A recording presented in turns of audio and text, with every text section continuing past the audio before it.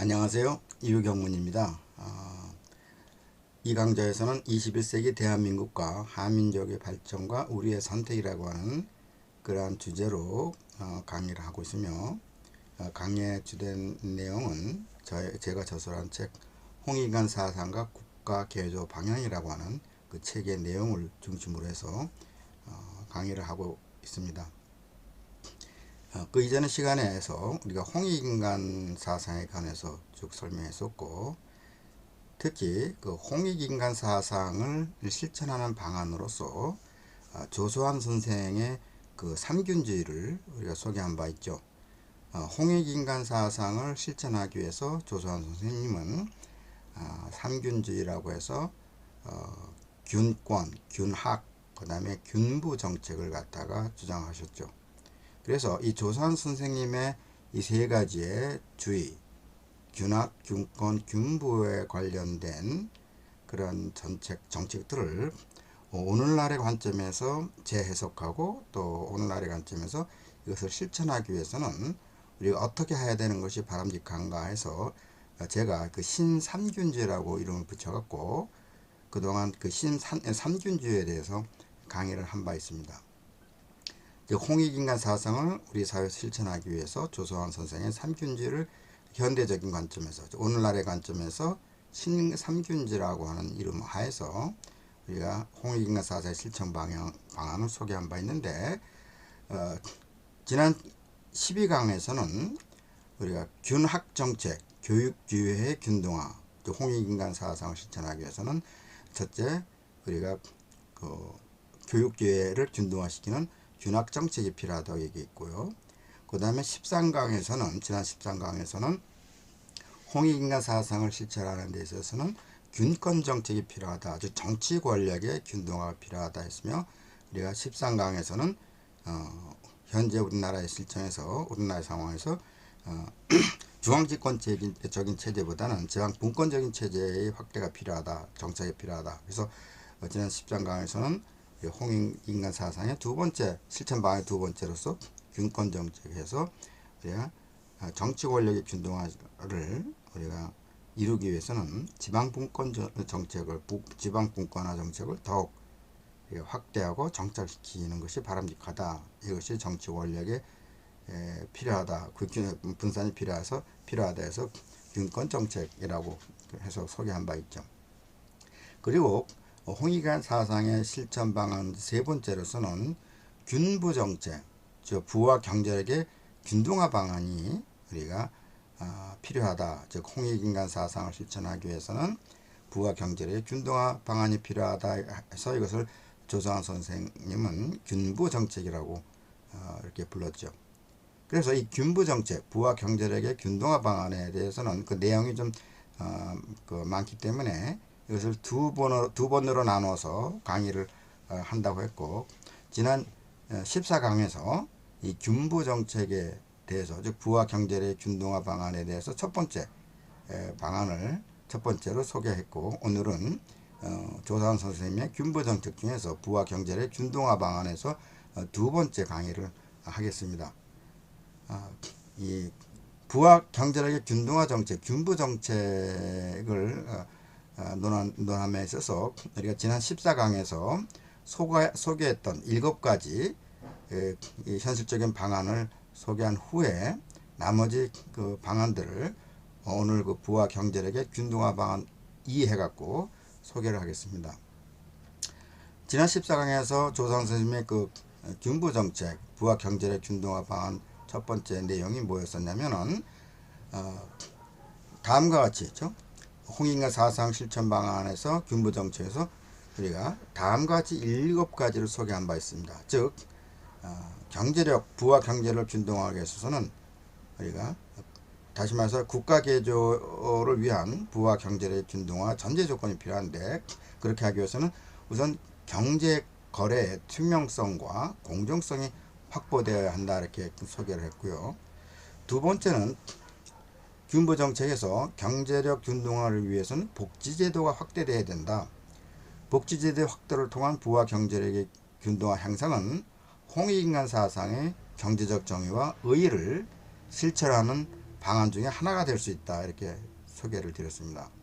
그리고 지난 시간에 상세히 말씀드렸지만은 이 복지 정책을 실천하려면은 증세가 불가피하다. 우리나라에서 우리가 경제력 균등을 위한 복지 제도의 확대가 필요하고 복지 정책을 실천하기 위해서는 증세가 불가피하다, 이렇게 소개를 드렸습니다. 또 균부 정책을 우리가 실현하기 위해서는 우리나라에서는 금융실명제를 통한 부정부패 방지가 더 확실하게 이루어져야 된다. 따지면서 금융실명제가 그동안 잘 우리가 이루어지고 있지만은 그래도 여전히 아직도 좀 더 강화시킬 필요가 있죠. 우리 사회에서 대포통장이라 해서 우리가 실명이 아닌 다른 사람의 명의로서 그 통장을 이용을 해갖고 부당한 금융거래가 이루어지는데, 이러한 것을 우리가 방지할 수 있는 그러한 강력한 조치가 필요하고, 이 금융 실명제를 내실화 강화시킴으로써 부정부패를 상당히 방지할 수 있기 때문에 금융실명제 내실화와 강화가 필요하다, 이렇게 지난 시간에 소개해드렸습니다. 그리고 균부 정책을 부의 균등화를 위해서는, 부와 경제를 균등화하기 위해서는 금융소득 종합과세제도를 더 강화시킬 필요가 있다, 이렇게 얘기를 드렸고요. 그 다음에 다섯 번째로는 우리 사회에서 부와 경제력 균등화를 위해서는 상속세와 증여세 제도의 강화가 필요하다. 물론 일부에서는 우리가 상속세와 증여세를 완화시키자고 하는 그러한 주장들이 있고, 또 일부 국가에서는 그런 정책들을 시행하고 있고, 또 우리나라에서도 상속세와 증여세를 우리가 좀 낮출 필요가 있다, 이렇게 주장하는 사람들도 있고 그러한 정권들도 있습니다. 그러나 우리나라의 현재의 사회의 상황을 봤을 때는 우리나라의 시장경제나 자본주의가 지속적으로 우리가 건전하게 발전하기 위해서는 부와 경제력이 좀 이렇게 분산될 필요가 있고 중산층이 더 우리가 확대될 필요가 있는데, 오늘날의 관점에서 보면은 그 중산층이 무너져 가고 있고 부가 상위 소수의 계층에게 편중되는, 강화되는 그러한 추세를 꾸준히 보이고 있습니다. 따라서 우리 사회가 더 건강하게 그리고 경제가 지속적으로 장기적으로 발전하기 위해서는 부와 경제력의 분배가 더 분산되는, 분배가 더 잘 이루어지는 것이 필요한데, 그러기 위해서는 부의 세습화 차단이 필요하고, 부의 세습화를 차단하기 위해서는 상속세 증여세 증여세제의 강화가 필요하다. 그래서 상속세 증여세를 강화시킬 수 있는 제도적 개선이 필요하다, 이렇게 그 14강에서 소개를 드렸죠. 또 14강에서는 부와 경제를 균등화를 향상시키기 위해서는 탈루와 탈세 방지를 강화해야 된다고 말씀드렸고, 또 지난 시간에 부와 경제력을 균등화시키기 위해서는 우리나라 상황에서는 간접세 비중을 낮추고 직접세 비중을 높이는 정책적 전환이 필요하다, 이렇게 소개를 했습니다. 물론 직접세 비중을 높인다고 해서 이것이 경제력의 균등화를 크게 향상시킬 것인가 하는 것에 대해서는 많은 그러한 논란들이 있죠.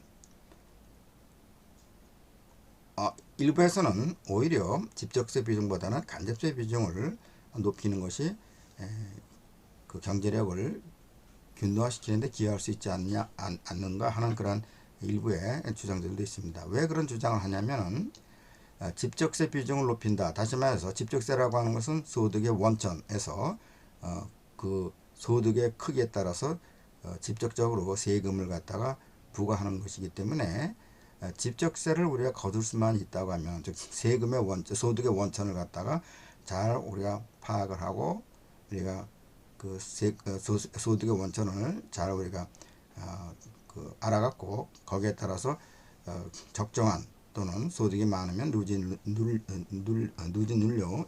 누진율로 세금을 부과한다고 하면은 소득 분배 개선에 기여를 할 수 있겠죠. 그러나 일부 사람들이 주장하는 것처럼 오늘날에서는 소득의 원천, 다시 말해서 돈이 생기는 원천이 너무 다양하기 때문에 국가에서 정부에서는 소득세를 부과할 수 있는 그 원천, 그 소득의 원천을 일일이 다 파악하기가 어렵기 때문에 직접세 비중을 높인다고 해서 꼭 조세 형평성이 향상되느냐 하는 것에 대해서는 의문을 갖는 사람들도 많이 있죠. 그래서 오히려 직접세 비중을 높이는 것보다는 오히려 간접세 비중을 높이는 것이 더 조세 형평성에 바람직하지 않은가 하는 그런 주장들도 하는 사람들이 적지 않게 있습니다. 왜 간접세 비중을 높이는 것이 좋으냐 하면은 어차피 우리가 소득의 원천을 모두 파악할 수 없다면, 즉 오늘날 소득의 원천이 다양하기 때문에 세무당국에서 국가에서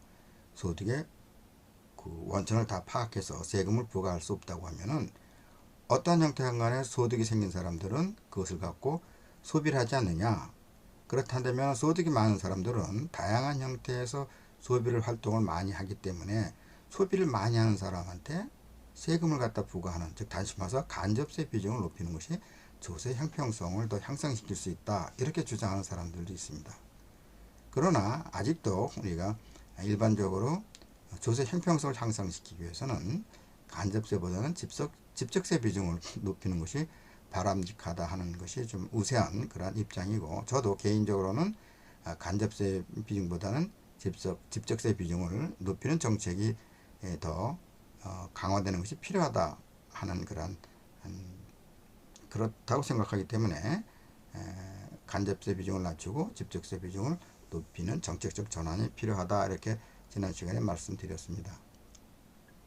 그런데 이상과 같은 균부 정책, 즉 부와 경제력의 균등화 방안 이외에 우리나라에서는 보다 더 근본적이고 중요한 균부 정책들이 적극적으로 추진되어야 됩니다.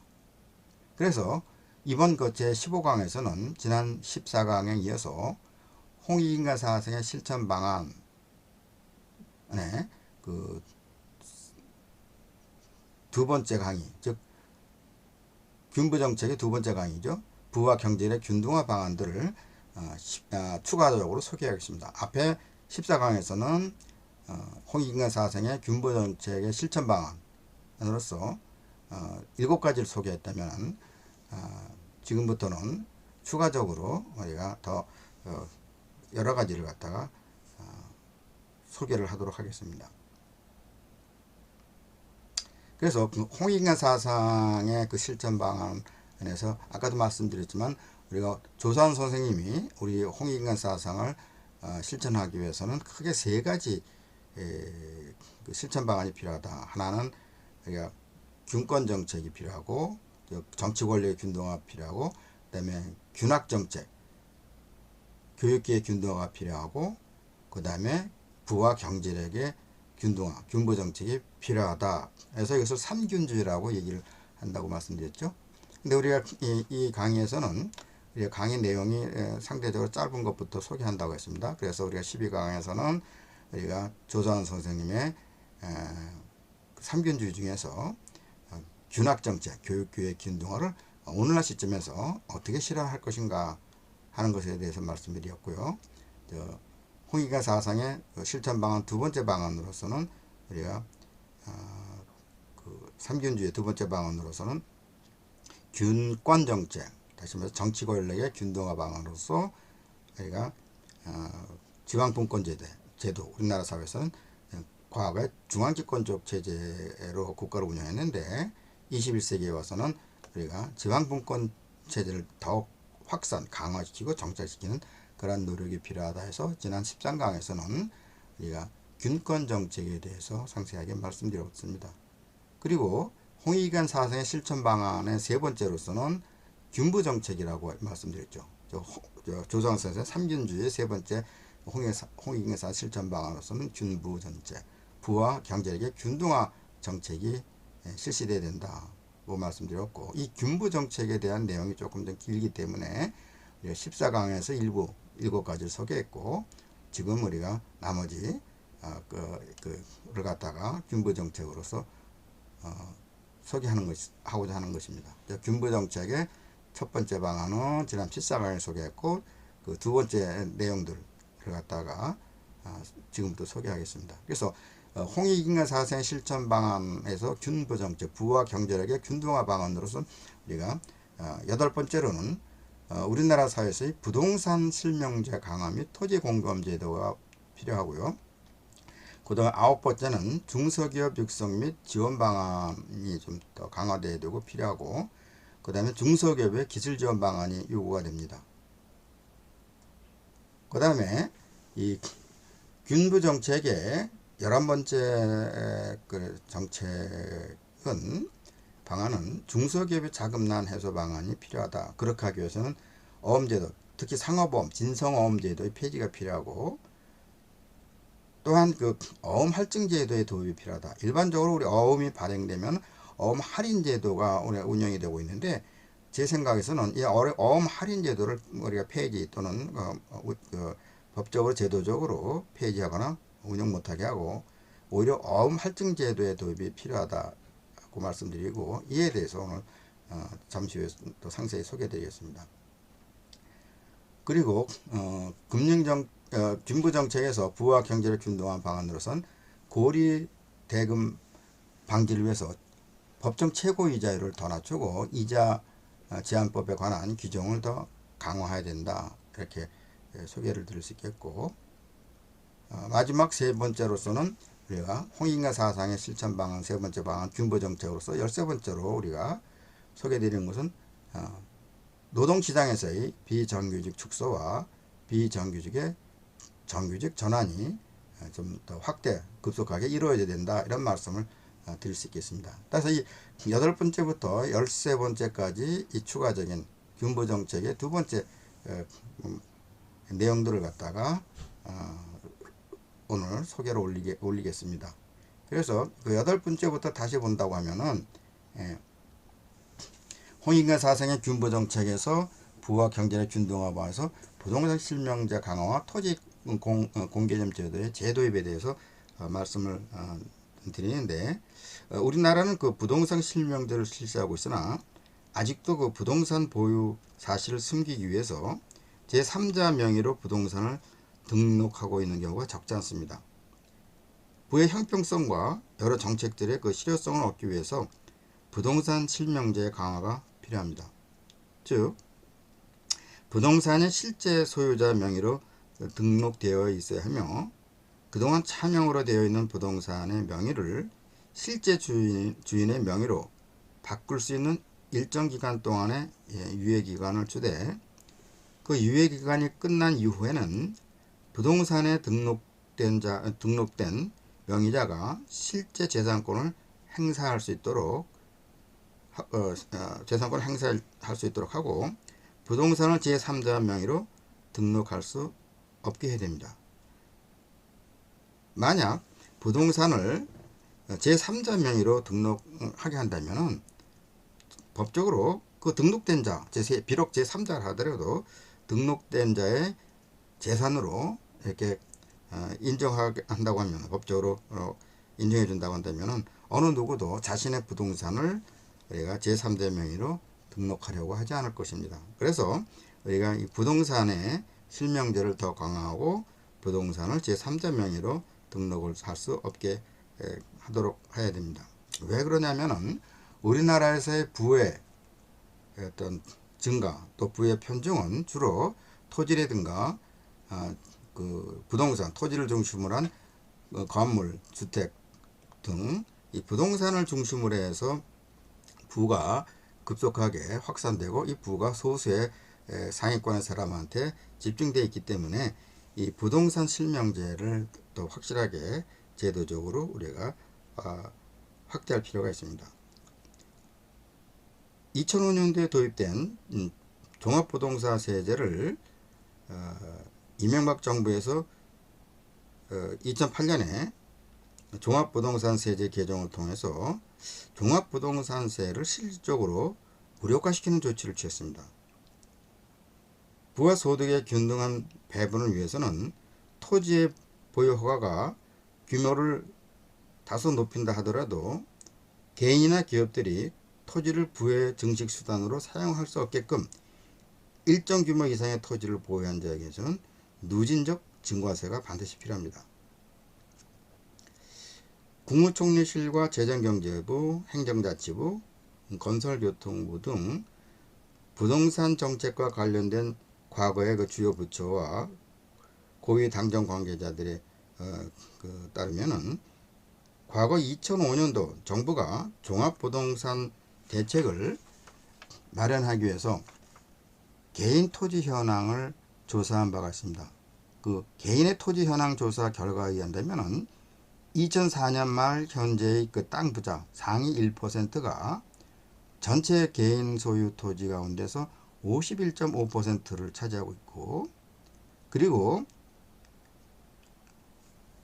땅 부자 상위 5%가 전체 개인 토지의 약 82.7%를 차지하고 있는 것으로 집계되었습니다.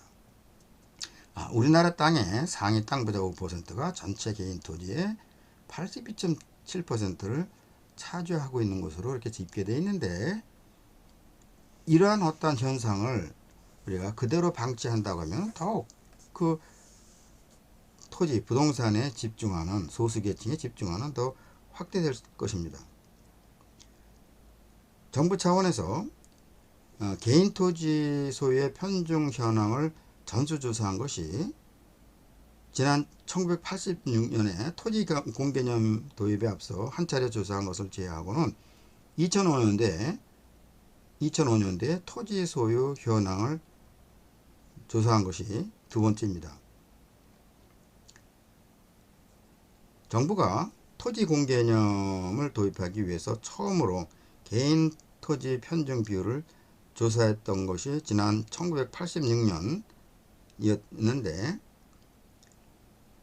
당시 그 땅 부자 상위 5%의 토지 비율이 65.2%였습니다.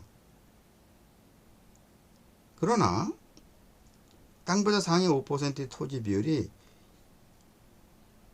2004년 말 현재 82.7%로 약 20년 만에 17.5%포인트나 급증한 것으로 조사되었습니다.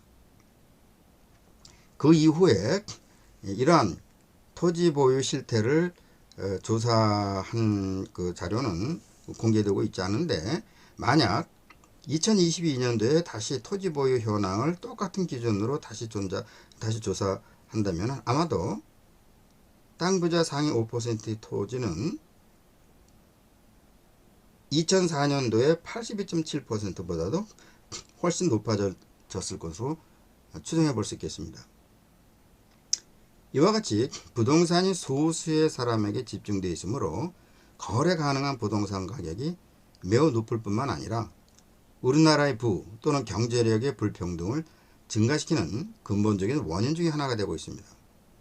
따라서 부동산 실명제의 강화와 과거 그 토지 공개념 제도와 같이 필요 이상으로 과다한 토지의 보유자에게는 종합부동산세법을 개정해서 누진적으로 중과세를 함으로써 우리나라에서 발생하는 경제력의 불평등을 상당한 부분 해결할 수 있을 것으로 생각합니다.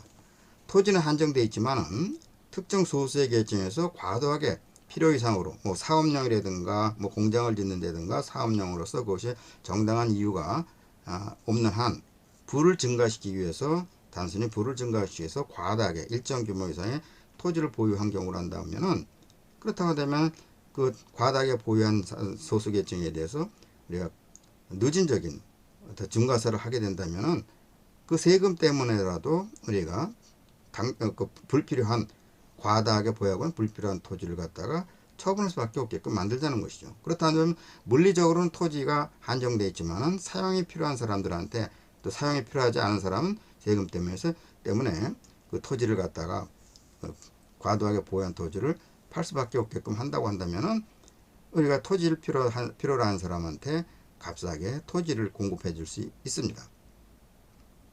그렇기 때문에 한정 토지를 소수의 계층, 소수의 땅 부자가 계속적으로 부를 증가시키는 그런 수단으로 보유할 수 없게끔 우리가 일정 규모 이상의 과다한 토지 보유는 중과세를 통해서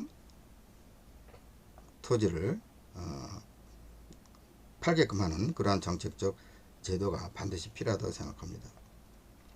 일부 사람들은 이러한 정책이 뭐 사회주의적, 공산주의적 또는 좌파적인 정책이다 이렇게 비난하는 사람들이 있는데, 아무리 자본주의 사회고 개인 재산이 소중하게 여기는 자본주의 사회라 하더라도 지나치게 과대하게 소수의 사람이 그 과대한 토지를 보유하고 이것을 부의 증식 수단으로 삼고 있다고 한다면, 그것은 사회 전체의 구성원들한테 막대한 피해를 끼치는 것이기 때문에 어떤 뭐 사회주의나 공산주의 정책이 아니라 더불어 함께 잘 살 수 있는 방안을 마련하자는 그러한 관점에서 본다면, 다시 말해서 홍익인간 사상의 관점에서 우리가 부를 우리가 그 균등하게 균등하게 또는 공평하게 활용할 수 있게끔 하기 위해서는 우리가 필요 이상으로 과대하게 많은 토지를 가진 사람한테는 우리가 중과세 정책을 취하는 그러한 정책이 반드시 필요하다.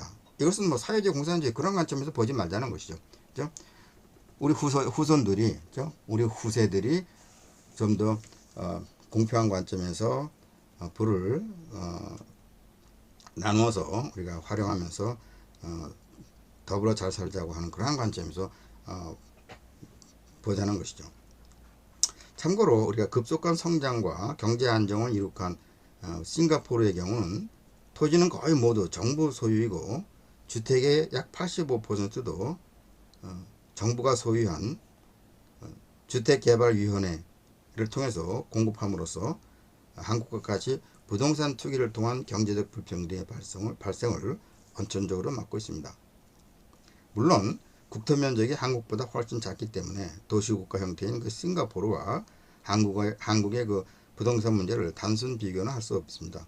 그러나 싱가포르의 경우와 같이 토지의 대부분을 국가가 보유하고 일정 규모와 기간 동안 토지 사용권만 허가함으로써 부동산 투기를 통한 부의 증식이 원천적으로 봉쇄되어 있어서 경제적 불평등의 발생을 줄이는데 커다란 기여를 하고 있음은 우리가 참고할 만합니다. 대한민국의 경우 이미 대부분의 토지가 사유화되어 있으므로 이를 국가 소유로 바꿀 수는 없습니다. 또 그렇게 하는 것이 바람직하지 않다고 판단됩니다. 그러나 지속적 경제 성장과 부동산을 통한 부의 불평등 발생을 개선하기 위해서는 일정 규모 이상의 과다한 토지 부동산 소유에 대해서는 누진적 증가세를 통한 토지의 보유의 분산 정책이 반드시 필요합니다. 그러니까 물론 이제 일정 규모 이상이라고 했는데, 일정 규모로 하는 것은 사회 구성원들의 어떤 합의가 필요하죠. 그렇죠? 예를 들어서 주택인 경우는 뭐 300평 이상의 경우, 뭐 100평도 많죠. 근데 주택의 경우 만약에 개인당 그 300평 이상이 된다고 하면은 그 이상의 토지에 대해서는 주택용지에 대해서는 중과세를 한다든가, 뭐 사업용 공장이라든가 사업 용도에서는 그에 합당한 그 토지 규모를 갖다가 그 제도적으로 우리가 보장을 해준다고 한다면은 크게 문제가 될 것은 없을 것 같습니다. 즉 다시 말해서 기업이라든가 어떤 생산 활동을 하는 사람들이 생산 활동, 기업 활동에 지장이 없게끔, 그러한 경우는 뭐 예외적인 어떤 장치를 갖춘다든가 사업 활동, 경제 활동에 지장 없게끔, 생산적 활동에 토지 활용에 지장 없게끔 이렇게 그 제도 장치를 마련하면 되겠습니다. 그러나 기업이나 사업자들도 그 과도하게, 물론 미래의 어떤 사업을 확대하기 위해서는 일정 정도의 어떤 토지 확보가 필요하긴 하지만은 과도하게 토지를 통해서 부를 증가시키려고 하는 그러한 것은 허용하지 말아야 된다, 이렇게 생각을 하는 것이죠. 그래서 이렇게 함으로써 부동산 시장의 거래 가능한 토지 공급량을 늘려서 토지 가격을 낮추고 안정화시킬 수 있으며 토지 부동산을 통한 부의 집중을 막을 수 있습니다. 따라서 부동산 실명제 강화와 과거의 그 토지 공개념 제도의 재도입이 필요합니다. 물론 토지 공개념 제도에 대해서는 이미 여러분들이 아는 것처럼 우리가 그 헌법 기관에 의해서 토지 공개념 제도가 그 무력화되는 그런 어떤 판결이 있긴 하지만은 제가 판단할 때는 이 법적인 판사들이 토지 공개념 제도에 대해서 그것이 그 헌법에 그 불합치 판정을 내린 것은 법을 만들 때 그것을 제대로 올바르게 그 법을 갖다 만들지 못했기 때문에 판사들의 입장에서 봤을 때는 법의 규정, 다시 말해서 국회에서 만들어진 법이 헌법과 불합치하다고 하는 그러한 그 결과가 나오게끔 법을 좀 정교하게 만들지 못한 면이 있습니다. 따라서 판사들의 판단을 우리가 잘못했다고 판단하기보다는 법을 만드는 사람, 즉 다시 말하면 헌법 정신에도 자유민주주의 국가의 그다음에 그 사유재산을 보장하는 그러한 그 헌법 정신에도 위배되지 않으면서도 토지라고 하는 것은 공동의 재산이라고 하는 관점에서 토지 공개념 관점에서 법을 좀 더 잘 만들었다고 한다면 이 토지 공개념 제도는 얼마든지 우리가 재도입이 가능하다 이렇게 말씀드리고, 토지 자산은 우리 사회 구성원이 공동 자산으로 그러한 관점에서 더불어 함께 잘 사는 방안으로서 홍익인간 사상이라고 하는 관점에서 우리가 토지 공개념 제도는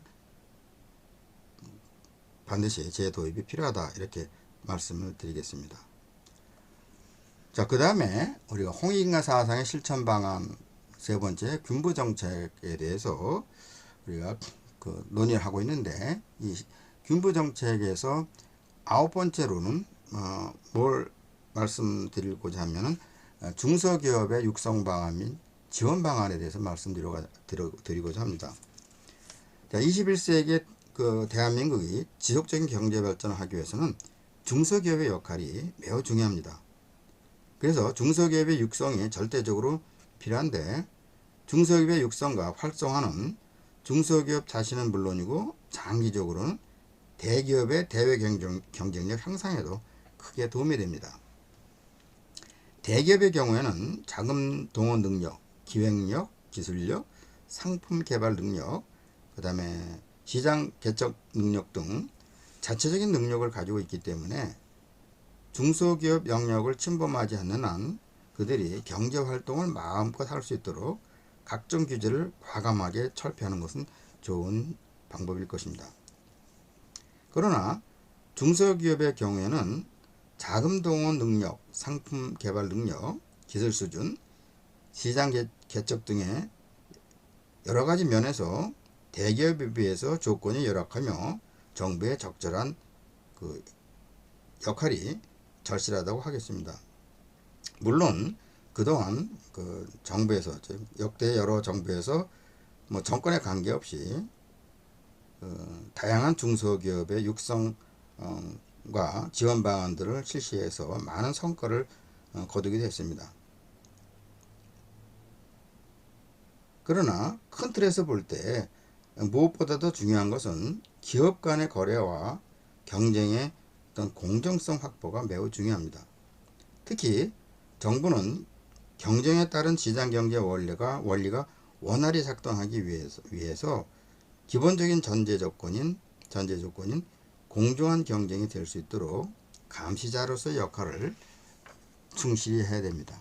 즉 다시 말해서 그 대기업과 중소기업 관계에 있어서 우리가 중소기업들이 아무래도 대기업하고 비했을 때 여러 가지 약자적인 그러한 관점에서 서 있기 때문에 공정한 경쟁이 될 수 있도록, 뭐 중소기업 간에도 기업 간에도 공정 경쟁이 될 수 있어야 되지만, 특별히 대기업과 중소기업 간의 그 관계에 있어서 공정한 경제가 이루어질 수 있도록 정부의 역할이 더 강화되어야 된다 이렇게 말씀드릴 수 있겠습니다.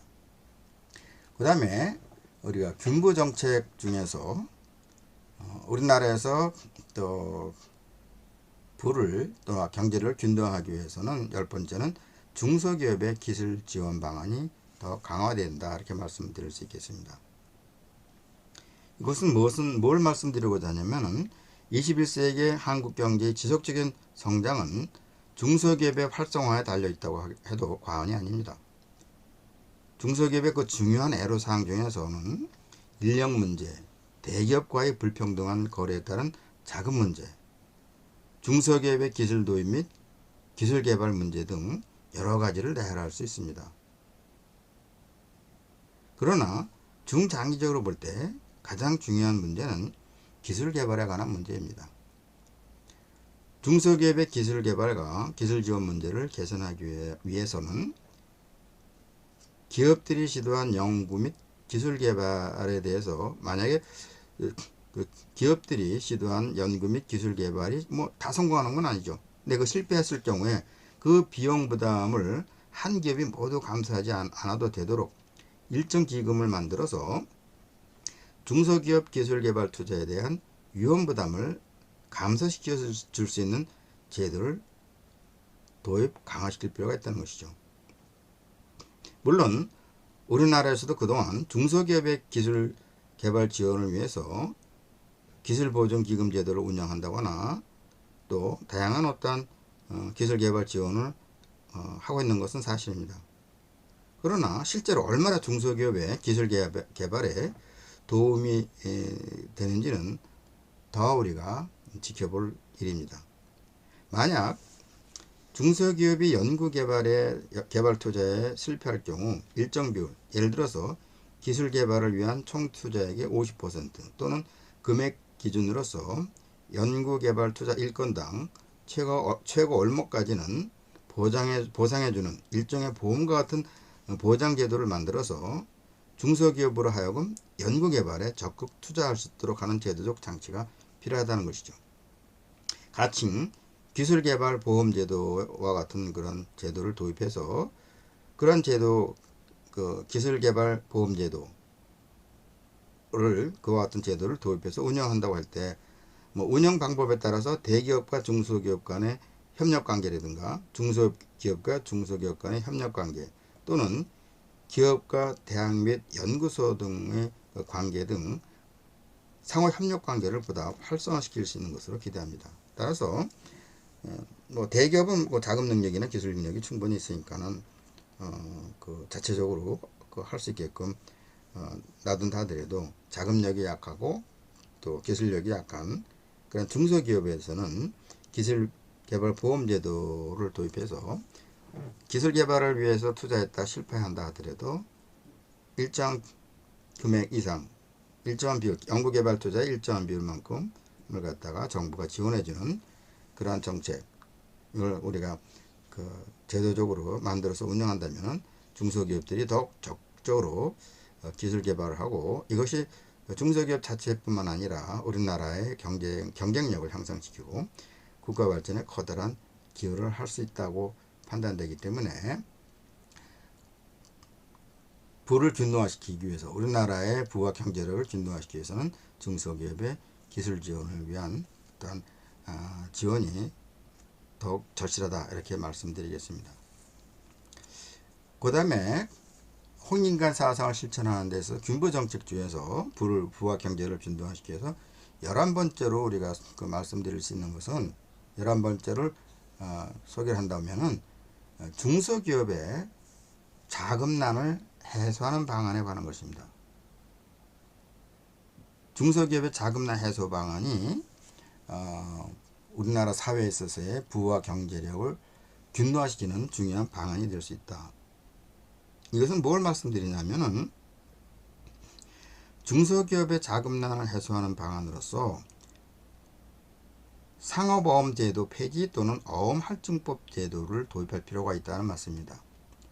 자, 상업어음 또는 이걸 진성어음이라고도 하는데 이 상업어음, 진성어음 제도를 폐지할 필요가 있고 만약에 불가피하게 어음제도, 상업어음제도를 우리가 존치시킨다고 하면은 일반적으로 어음을 발행하면은 어음을 발행하면서 일정 기간을 지나서 돈을 지급을 하는데 그러한 경우 그것을 그 어음 기간 이전에 자금을 확보하려고 한다면 그것을 어음 할인이라고 해갖고 선이자를 떼는 개념으로서 중소기업은 상당히 자금난에 허덕이는 중소기업 입장에서는 어음 할인 제도 때문에 더 자금에 있어서 어려움을 겪게 됩니다. 따라서 불가피하게 상어보험, 진성어음을 없애는 것이 바람직하지만 만약에 그것을 빠른 시일 내에 상어보험 제도를 우리 사회에서 퇴출시키는 것이, 없애는 것이 좀 어렵다 한다면 어음 할인 제도가 아니라 법적 제도적으로 어음 할증 제도를 도입할 필요가 있다, 이렇게 말씀드리겠습니다. 이에 대해서 조금 더 상세히 말씀드린다면, 우리나라에서 통용되는 어음은 크게 상어보험 또는 그걸 진성어음이라고도 하죠. 이 상어보험 진성어음이라고 해서 상품의 매매 대금으로 발행하는 어음과 상품의 매매가 없이 순전히 자금을 융통하기 위해서 발행하는 융통어음, 기업어음으로 구분됩니다. 융통어음 또는 기업어음으로 구분되고 있죠. 이 중 특히 중소기업체들이 대기업으로부터 물품을 납품하고 받는 상어보험, 진성어음이 문제가 되고 있습니다. 상어보험 제도를 획기적으로 개선하거나 폐지해야 된다고 저는 생각합니다. 즉, 대기업과 중소기업의 거래에 대한 결제 방식 또는 하도급을 주거나 물품을 받는 업체는 현금 결제를 원칙으로 하도록 법제화해야 됩니다. 자, 우리가 하도급 하는데 하도급이라고 하는 것은 경제적 또는 기술적으로 하위에 있는 중소기업이 대기업으로부터 주문을 받아서 생산 행위를 가리켜서 하도급이라고 보통 얘기하죠. 그런데 이 하도급 체제 하에서 상대적으로 우위에 있는 대기업이 중소기업의 횡포를 저지를 가능성이 있다는 것이죠. 예를 들어서 결제 대금을 몇 달씩이나 늦춰주거나 또는 자기 물건을 구매하도록 강요하는 등의 부당한 행위를 하는 경우가 있을 수 있다는 것이죠. 그런데 중소기업의 입장에서는 대기업이 이렇게 하도급을 주면서도 제대로 제때에 그 대금을 주지 않는 경우가 많기 때문에, 또 어음을 끊어줘서 뭐 6개월이다 뭐 1년이다 이렇게 후에 그 대금을 주겠다고 하는 그런 어떤 그 상황에서는 중소기업이 이에 대항하기에는 힘든 것이 현실입니다. 따라서 이러한 어떠한 중소기업과 대기업 간의 불공정한 거래를 시정하기 위해서 우리나라에서도 공정거래법을 운영하고 있죠. 그래서 우리나라의 그 공정거래법에서는 하도급 거래에서의 불공정 거래의 행위를 엄격하게 그리고 강력하게 규제하고 있는데, 뭐 말로는 그런 제도적으로는 엄격하게 강력하게 규제하고 있다고 하지만, 그럼에도 불구하고 실제로 불공정 거래가 빈번하게 일어나고 있고, 따라서 이 불공정 거래를, 대기업과 중소기업 간의 불공정 거래를 우리가 제도적으로 없애기 위해서는 이 상어보험, 진성어음 제도를 폐지하는 것이 가장 바람직하다, 이렇게 말씀드릴 수 있겠습니다.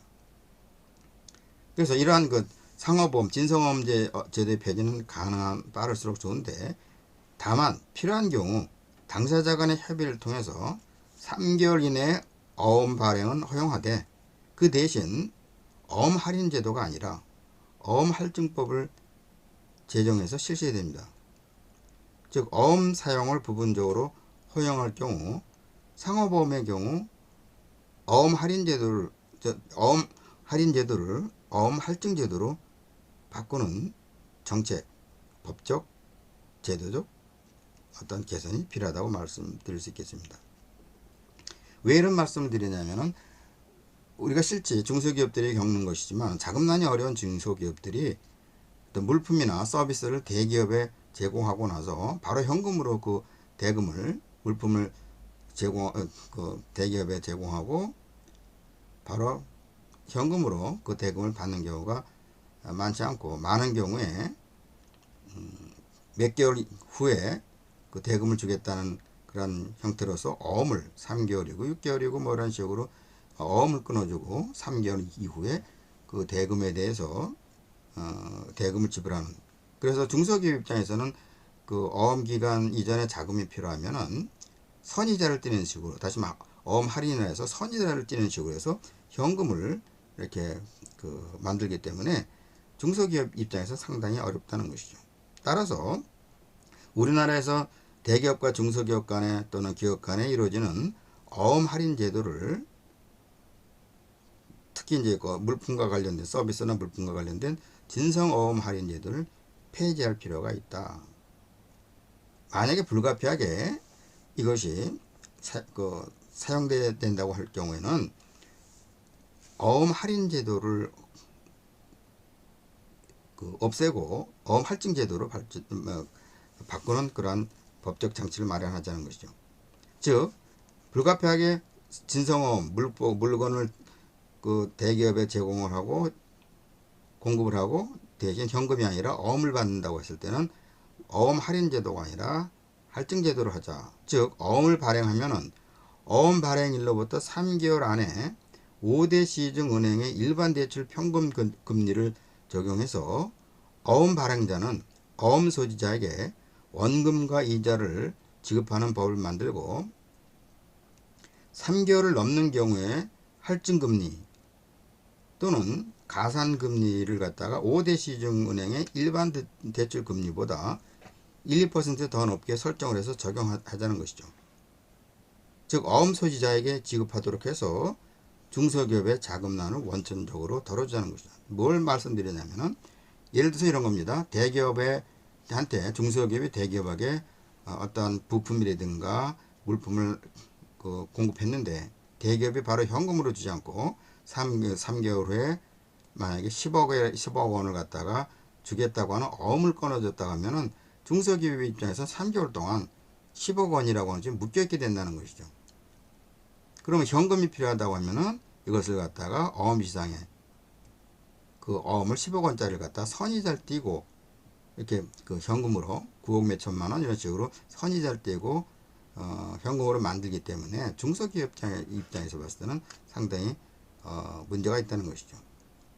따라서 만약에 대기업 입장에서 중소기업으로부터 물품을 공급받고 현금을 바로 주는 것을 원칙으로 하되 그것이 대기업도 또 사정이 있을 수 있으니까 불가피하게 3개월 후에 대금을 주겠다고 하는 어음이 있다고 한다면 어음 제도로 어음을 끊어준다 하면은 그 원금에다가 3개월 동안에 이자를 갖다가 시중은행에 5대 시중은행에 일반 대출금의 평균 금리를 적용을 해서 원금뿐만 아니라 이자까지 은행 이자에 해당하는 그 이자까지 추가로 지불해야 되고 만약에 3개월을 넘는다고 하면은 얘가 가산금리 5대 시중은행 일반 대출금리보다도 더 높은 금리를 갖다가 즉 평균 금리의 1, 2%를 더 높여서 가산금리를 갖다가 지급하도록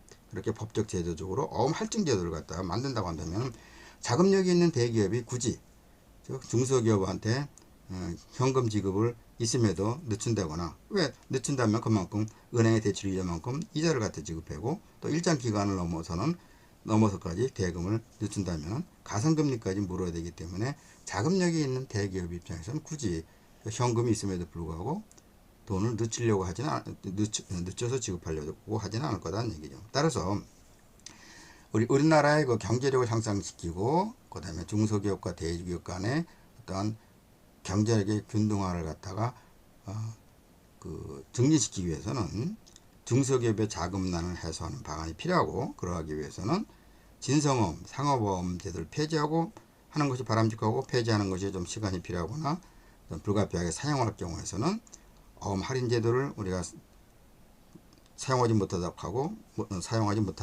법적으로 제도적으로 만들고 굳이 진성어음을 발행한다. 즉 물품을 공급받고 일정 기간 동안 지나서 대금을 지급하겠다고 한다면 그럴 때는 원금에다가 그의 원금에 해당하는 그런 늦춰진 기간만큼 은행의 대출 금리에 해당하는 만큼 이자를 지급하고 또 일정 기간을 지나면 거기에 가산금리까지 추가해서 중소기업에게 주도록 이렇게 법적 제도적 장치를 만들어 놓는다고 하면은 중소기업들은 자금난에서 상당히 그 자금난에서 벗어날 수 있다, 이렇게 말씀드립니다. 이것이 부와 경제력을 균등화시키는 방안이 되고 중소기업을 활성화시키는 방안이 될 수 있겠습니다. 그 다음에 홍익인간 사상의 실천 방안 균부 정책 중에서 부와 경제력을 균등화시키는 12번째 방안으로서는 고리대금 방지를 위한 법정 최고이자를 더 낮추고 이자 제한법에 관한 규정을 더 강화해야 됩니다.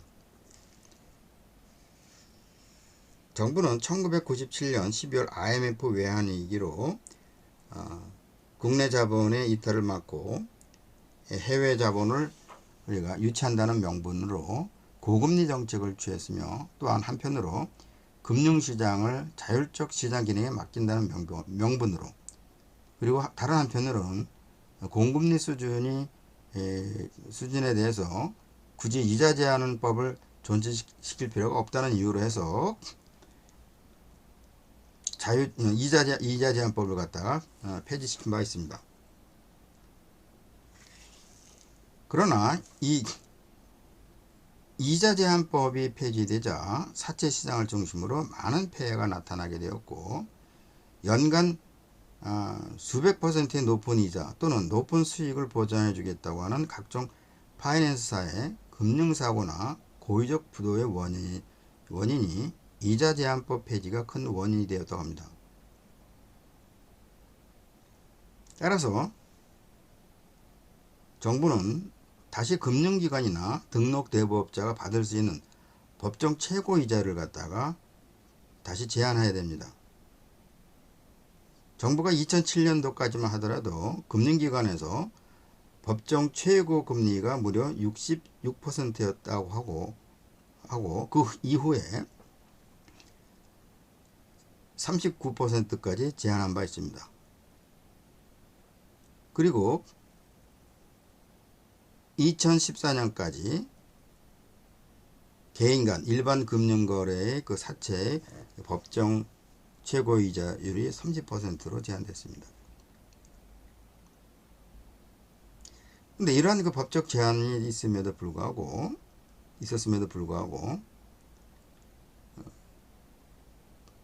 고리대금에 의한 일반 시민들의 피해를 줄이기에는 역부족이었습니다. 그래서 정부는 다시 그 고리대금업에 대한 일반 서민들의 피해를 줄이기 위해서 과거 이자 제한법 폐지되기 이전과 같이 25%로 공식적으로 받을 수 있는 법정 최고이자율을 제한한 바 있습니다. 즉 금융기관이나 등록 대부업자는 대부업법에 따라서 연간 최고 34.9%까지 이자를 받을 수 있도록 그렇게 법을 바꾼 바 있습니다. 그러던 것이 2018년 2월부터는 일반인 간의 금융거래인 그 사채에 대해서도 24% 이상은 불법적인 금융거래로 고리를 받는 업자에 대해서는 고리를 받는 업자를 처벌하거나 또는 돈을 빌린 사람으로 하여금 연 24% 이상의 이자는 무효라고 이렇게 그 법을 만들었고, 그리고 연 24% 이상의 이자는 내지 않더라도 법적으로 처벌하지 않는 이자제한법을 갖다가 2018년 2월에 부활시켰죠. 그러나 이 이자제한법에 따른 법정 최고이자율이 24%라고 하는 것이 여전히 높고, 또 금리 수준이 낮아지는 그런 추세에서 더 낮추는 것이 바람직하다고 판단해서 금융기관이나 등록 대부업자 개인 간의 금전거래이건 돈을 빌려주고 연간 받을 수 있는 법정 최고이자율을 계속 낮추어서 최근에는 그 법정 최고이자율이 20% 이내로 20%로 이렇게 법정 최고이자율을 갖다가 바꿨죠. 즉 다시 말해서 2021년 7월 기준으로 법정 최고이자율은 20%로 이렇게 마련을 했습니다. 그리고 이 법정 최고이자율을 초과해서 받는 자에 대해서는 1년 이하의 징역 또는 1천만 원 이하의 벌금을 처한다고 해서 2021년 7월부터는 법정 최고이자율이 20%가 되어 있는데, 이자율을 갖다가 앞으로 좀 더 낮추는 그런 것이 바람직하지 않나 이렇게 생각을 합니다. 법정 최고이자율을 개인 간 금리뿐만 아니라 대부업자도 금전거래에서 돈을 빌려주고 받을 때 받을 수 있는 최고이자율이 2021년 작년 7월이죠. 2021년 7월 기준으로서 최고 법정이자율이 20%로 이렇게 되어 있음에도 불구하고 2021년 사채 시장의 연평균 이자율이 한 그 조사에 따른다면 229%였다고 합니다. 즉 실제 사채 시장에서의 연평균 이자율이 229%라고 하는 엄청난 그런 높은 이자로서 그 사채 시장에서 이자가 평균적으로 229%는 이자를 받고 있다고 하는 것이 뉴스로 보도된 바가 있습니다. 그래서 법적으로 최고 이자율이 20%로 제한이 되어 있다 하더라도 실제 현실에서는 이것이 잘 지켜지지 않고 있다는 것이죠. 그래서 이러한 것을 우리가 개선하기 위해서는 법적 최고이자율 20%를 실질적으로 이것이 현실에서 잘 지켜지기 위해서는 좀 더 제도적 장치가 더 필요하다. 가령 연 20% 이상 이자를 받는 것은 불법으로 법정 최고이자율이 20%로 제한됐을 경우 채무자, 즉 돈을 빌리는 사람들이 별도로 20%보다 높은 이자율을 지급하겠다고 개인 간 약정을 하였다 하더라도 이것이 20% 이상의 것은 인정이 되지 않게끔, 물론 법적으로도 그렇게 돼 있죠. 그렇지만 어쨌든 이 개인 간의 약정이라 하더라도 연 20% 이자까지만 우리가 의무가 있다고 하는 것을 확실히 우리가 지켜지기 위해서는 어떤 그 제도적 장치나 이러한 것들이 지켜질 수 있도록 더 철저하게 정부에서 감시하고 규제를 해야 됩니다.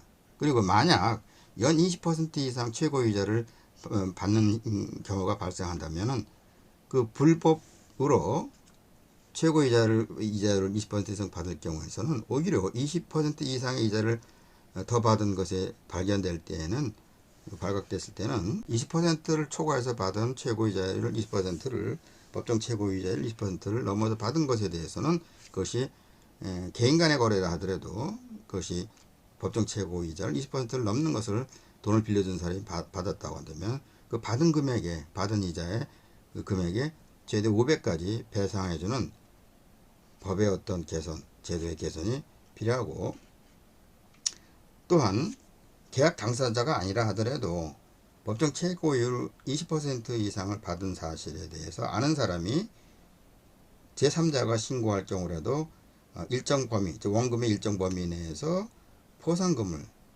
줄 수 있는 그러한 어떤 제도적 장치가 마련된다고 한다면은 법정 최고이자율 20%를 초과해서 이렇게 그 이자를 과도하게 받으려고 하는 그러한 그 불법적인 그리고 바람직하지 않은 행태는 많이 사라질 것이라고 생각합니다. 제가 왜 이러한 것을 또 강조하냐면은 잘 아시다시피 이 사채 시장에서의 그 자금은 물론 돈에 여유가 있어서 이렇게 그 대부업 하는 사람도 있지만 이 대부업의 이면에는 일본인이라든가 또는 외국에 돈을 많이 가진 사람들이 우리나라의 그 자본시장 또 사채시장에 들어와서 돈을 빌려주고 높은 이자를 받는 그러한 것들이 적지 않게 있다고 하는 그러한 것들을 여러분들은 잘 알 수 있는데, 이러한 것들을 근본적으로 우리가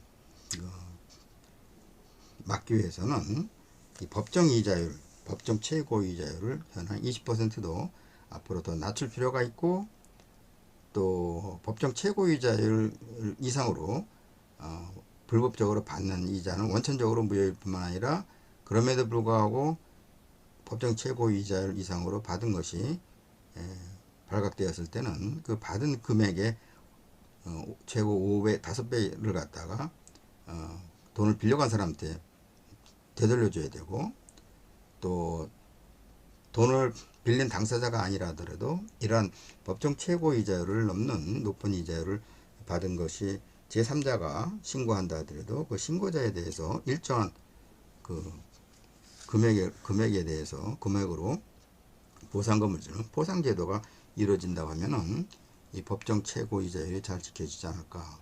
이러한 것이 우리가 그 균보 정책의 한 일환이 될 수 있다. 이렇게 말씀드릴 수 있습니다. 그 다음에 홍익인간 사상의 실천 방안 균보 정책으로서 우리가 또 그 말씀드릴 수 있는 것은 13번째 노동시장의 비정규직 축소와 비정규직의 정규화 전환이 또 확대돼야 된다. 급속하게 확대된다. 이렇게 말씀드릴 수 있겠습니다. 자, 이것은 왜 그 강조드리고 싶냐 하면은 우리 사회에서의 부와 경제력의 균등화를 위해서는 균보 정책에 있어서는 노동시장에서 비정규화가 우리 사회에서 지나치게 비례해져 있고, 또 비정규직과 정규직 간의 임금 격차가 너무 크기 때문입니다. 같은 일을 같은 시간 동안 했음에도 불구하고 단순히 비정규직이라고 하는 이유에 의해서 정규직보다도 임금을 갖다가 훨씬 작게 받는 이러한 현상이 결국은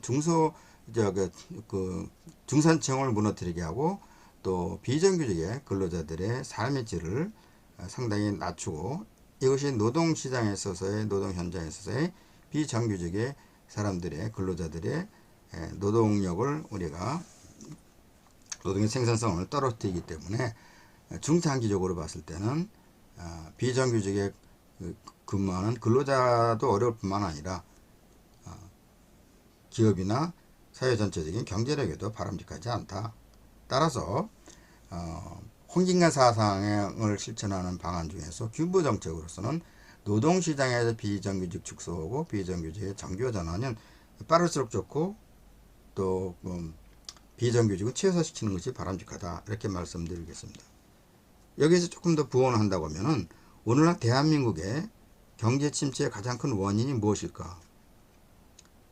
또 수출은 우리가 잘 되고 있다고 하는데 왜 경제 성장의 한계를 극복하지 못하고 있을까? 단순히 그 대외 경제력 여건 때문일까요? 그리고 역대 정부마다 기업의 활성화를 위해서 여러 특혜 정책을 펼쳤으며 정부의 계속적인 경제 성장 우선 정책으로 경제가 발전했다고 하는데, 왜 대부분의 국민들은 날이 갈수록 삶이 더 힘들어지고 경제 양극화는 더 심해질까요? 정부가 경제 성장 정책을 지속적으로 펼쳤음에도 불구하고 국민들의 행복도 지수는 다른 나라에 비해서 매우 낮고, 노인과 그 청소년들의 그 자살률이 수년째 세계 1위를 하고 있지 않습니까? 그 원인이 어디에 있다고 생각합니까? 본인은 정부의 경제성장 제일주의와 잘못된 노동정책과 분배정책의 실패, 그리고 기업인들이 내 몫만 더 챙기겠다는 탐욕이 한국 경제를 우리가 지속적으로 발전시키는데 제약을 주고 있다고 생각합니다. 만약에 이러한 경제 성장의 한계, 경제 발전의 한계를 우리가 극복하지 못하고, 특히 노동으로 생계를 유지하는 대부분의 근로자들이 생존에 급급해서 행복을 느끼지 못하고 있다고 한다면 이것이 우리 사회에서의 홍익인간 사상을 실천하는, 다시 말해 더불어 함께 행복하게, 더 많은 사람들이 행복하게 살 수 있는 그런 홍익인간 사상의 실천을 방해하는 것으로 판단이 됩니다.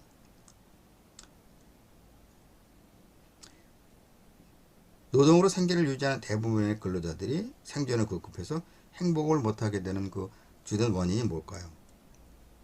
제 생각으로는 그 대표적인 원인이 오늘날 우리 사회에 있어서 비정규직의 양상과 비정규직에 대한 국가의 보호가 미흡하기 때문이라고 생각합니다. 물론 기업으로 하여금 모든 근로자를 정규직으로 채용해야만 한다는 것은 아닙니다. 기업이 생존하고 기업이 잘 활동하기 위해서는 기업의 상황에 따라서 근로자 해고 요건도 유연하게 해줄 필요가 있으며, 업종이나 일의 성격과 분야에 따라서는 임시직이나 기간근로, 시간제 근로 등 비정규직을 쓸 수밖에 없는 상황도 충분히 있습니다. 기업이 비정규직을 고용하는 그 자체를 나쁘다고만 할 수는 없죠. 문제는 비율과 악용입니다. 우리나라는 전체 노동자 중 비정규직 노동자의 비중이 너무 클 뿐만 아니라 기업들이 비정규직 노동력을 인건비를 줄이는 수단으로 악용하고 있다는 점입니다. 정부 통계 자료에 의하면 2021년도 현재 전체 임금 근로자 중 비정규직 근로자 비율이 21년도 기준 38.4%고, 이에 비해서 이러한 것은 OECD의 주요국에 비해서 상당히 높은 수치죠. OECD 주요국의 그 비정규직은 평균 약 11% 내외로 우리나라의 비정규직 38.4%는 너무 높다는 것이죠. 특히 한국, 우리나라의 그 비정규직과 정규직 간의 소득 및 처우의 불균등은 OECD 경제개발협력기금 OECD 국가 가운데서 격차가 가장 큰 국가로 나타나고 있고, 임금 격차가 너무 크다는 점입니다. 그리고 비정규직으로 열심히 일해도 정규직으로 전환하는 비율이 너무 낮고, 심지어 비정규직의 시간당 임금은 정규직의 64%에 불과하다고 하는 그러한 자료도 있습니다. OECD, 즉 경제협력개발기구의 한 보고서에 따르면 한국의 비정규직은 열악한 일자리의 덫에 갇혀서 위험이 높으며 심각한 그 분절되어 있는 노동시장이 사회통합을 저해할 수 있다고 이렇게 지적하고 있습니다. 상당히 정확한 지적이라고 생각합니다. 한국의 비정규직은 열악한 일자리의 덫에 갇힐 수 있어 위험이 높으며 심각하게 분절되어 있는 노동시장의 사회통합을 저해할 수 있다고 하는 지적은 정확한 우리 사회에 대한 그 노동 현장을 정확하게 지적한 것으로 우리가 판단할 수 있겠습니다. 우리나라의 그 비정규직 노동자는 같은 일을 하면서 정규직 임금의 약 70%, 또 어떤 자료에는 64%라고 하는 그런 자료도 있는데, 어쨌든 정규직 임금의 약 70% 수준을 받으며 회사로부터 각종 복지 혜택이나 4대 보험의 혜택에서 제외되는 경우가 많아서 근로자들의 삶의 질이 급격하게 악화되고 있습니다. 기업들은 단지 임금 부담을 줄이는 수단으로 비정규직 근로자를 선호하고 있습니다. 우리 사회에서 그 비정규직의 확대는 단기적으로 기업의 이윤 증대에는 좋을 수 있으나 장기적으로 우리 사회 전체에 악영향을 끼치는 요인이 될 수 있습니다. 근로자들의 실질적인 임금이 줄어들어 삶의 질이 떨어지고 경제 양극화를 확대시키며 부의 분배를 악화시켜서 결국은 장기적으로 사회 전체의 소비 수요를 위축시키게 되고, 이는 경제 침체를 장기화시켜서 기업에게도 손실을 나타나게 될 것입니다. 그뿐만 아니라 비정규직 근로자들의 고용 불안으로 생산성을 떨어뜨려서 실질적으로는 기업에도 손실이 갈 수 있습니다. 이러한 문제를 해결하는 방안은 가능한 빠른 시일 내에 노동시장에서 비정규직의 축소와 비정규직을 정규직으로 적극 전환해야 한다는 것입니다. 우선 공공부문, 즉 중앙정부와 지방자치단체, 또 그와 관련된 공기업 및 출연기관, 출자기관부터 아주 불가피한 부분을 제외하고는 비정규직을 정규직으로 전환하고, 비정규직 사용을 원칙적으로 금지하는 그런 조치가 필요합니다. 그리고 기업의 경우 일정 규모 이상, 예를 들어서 고용 인원이 300인 이상인 기업의 경우 전체 노동자 중 일정한 비율 이내로, 예를 들어서 10% 이내만 비정규직을 허용하는 법과 제도적 장치를 마련할 필요가 있습니다. 그 대신 기업의 경우에는 고용 노동자의 해고를 좀 더 쉽게 할 수 있도록 해고 요건의 유연성을 보장할 필요가 있습니다. 예를 들어 기업이 근로자를 해고할 때 해고 직전 3년간 연속적으로 적자를 보았을 경우 기업이 고용하고 있는 인원을 자율적으로 지금보다 더 쉽게 해고할 수 있도록 제도적 개선을 해줄 필요가 있습니다. 기업의 상황에 따라서 부분적이며 일시적으로 비정규직 근로자가 필요할 수도 있습니다. 그러나 비정규직 근로자를 기업이 임금을 줄이는 수단으로 악용해서는 안 됩니다. 기업이 비정규직 근로자를 사용할 때는 같은 직종에서 같은 경력을 가지고 같은 일을 시킬 경우 비정규직 근로자에게는 오히려 정규직이 받는 임금의 5 내지 10%를 더 주도록 법제화시킬 필요가 있습니다. 프랑스의 경우도 비정규직 근로자에게는 정규직 근로자보다 임금의 약 10%를 더 주는 경우가 있습니다. 또 노르웨이의 경우에는 계약직, 비정규직으로 고용할 경우 일반적으로 정규직에 비해서 지위가 불안정하기 때문에 정규직보다 조금 더 많은 연봉을 지급하는 경우가 있습니다. 노르웨이에서는 비정규직이라 하더라도 노동법의 적용을 받기 때문에 근로시간이나 휴무에 있어서 정규직과 동일한 적용을 받도록 되어 있습니다. 또 동일한 업종에 4년 동안 계약직으로 근무했을 경우 정기적으로 간주한다는 법규도 있기 때문에 비정규직이나 계약직으로 근무하더라도 4년의 시간이 지나면 정규직 전환이 법적으로 보장되어 있습니다. 우리나라도 비정규직의 근로자들의 정규직의 근로자들은 정규직의 근로자들보다 고용이 불안하여서 더 많은 스트레스를 받으며 경제적인 어려움이 있습니다.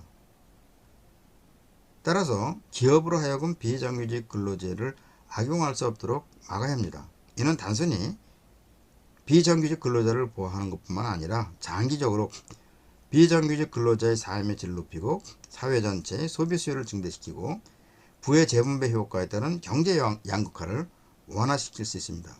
그리고 이러한 것은 비정규직의 정규직으로 전환은 물론 기업의 입장에서 봤을 때는 그 인건비가 증가돼서 비용이 증가해서 일시적으로 어려움이 있을 수도 있겠지만은 사회 전체적으로 봤을 때는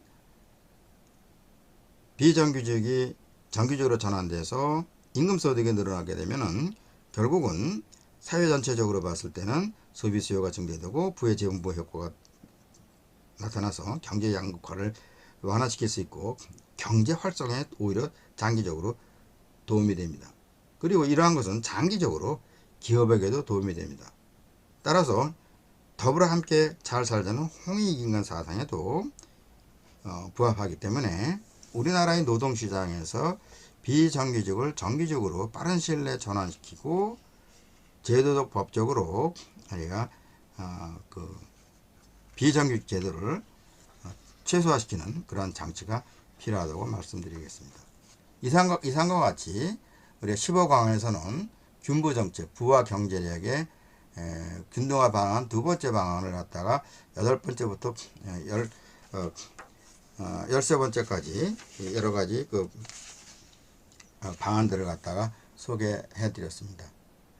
따라서 앞서서 말씀드린 바와 같이 홍익인간의 실천 방안으로서 3균지를 갖다가 오늘날의 관점에서 보는 신삼균지라고 해서 12강에서는 균학정책, 교육교의 균등화 방안을 말씀드렸고 제13강에서는 균권정책을 말씀드렸고 정치권력 균등화 방안, 그리고 제14강에서는 균부정책에 말씀드렸는데 부와 소득의 균등화 방안의 내용이 좀 길기 때문에 이것을 두 파트로 나눠서 두 부분 나눠서 십자강에서 부와 균등화 방안으로서 7가지를 소개했고 오늘 제 15강에서는 부와 균등화의 방안으로서 8번째부터 13번째까지 방안들을 소개해 드렸습니다. 오늘은 여기서 강의를 마치겠습니다. 함께 해주셔서 감사합니다. 다음 제 16강에서는 홍익인간 사상과 복지 논쟁에 대해서 강의를 하겠습니다. 다음 시간에 뵙겠습니다. 안녕히 계십시오.